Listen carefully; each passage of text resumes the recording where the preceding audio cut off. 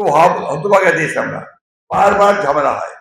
এই আসে একবার আমাদের আসলো, সবাই ভাবলো 10 টাকা সে চাল খাওয়াবে, একদম সোনা বানিয়ে দেবে দেশটাকে, ঠিক না? অথচ 15-16টা বছর ধরে এমন লুট করলো। আমি যখন আপনার 17 বছর পরে আমার এলাকা থেকে গ্রামে গেলাম, গিয়ে দেখি একটা রাস্তাও নাই, স্কুলগুলো ভেঙে পড়ে যাচ্ছে। তাহলে 17 বছর ধরে করলো নাকি? পরে খোঁজ নিয়ে দেখছি বিভিন্ন ভাবে যে আমাদের এজিনিতে পিরোজপুর বলে একটা জেলা আছে, আপনি জানেন, নাম জানেন সবাই, সেখানে 3,500 কোটি টাকার একটা প্রজেক্ট, একটা ইট বসে কাগজের কলমে 3,500 কোটি টাকা লোপাট। এই কাজ করে গেছে গত সরকার, আওয়ামী লীগ সরকার। এইগুলোকে বন্ধ করে দিয়ে আজকে আমাদেরকে কাজ করে সামনের দিকে যেতে হবে।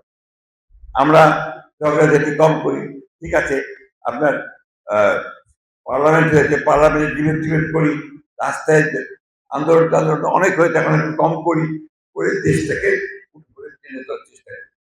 পার্থক্যটা হচ্ছে যে আওয়ামী লীগ ধ্বংস করে দিয়ে গেছে যায় বরাবর, আর বিএনপি ওখান থেকে আবার গড়ে তোলার চেষ্টা করে।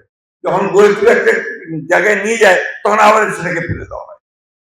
এই করতে গিয়েই কিন্তু আপনার দেশটা আর এগুতে পারে না। আজকে কিছুদিন আগে একটা সার না দেখাচ্ছিলেন, যেটা এখন আপনার আমরা এখানে দেখলাম 100 বছর আগে বলেন আপনি সেটা কি করবে, আমরা এখন দেখছি সেটা এইভাবে। এটা আমরা কথা দিয়ে বলছি যে আমরা দেশটাকে আগিয়ে যাওয়ার চেষ্টা করি, আমাদের কাজগুলোকে করার চেষ্টা করি।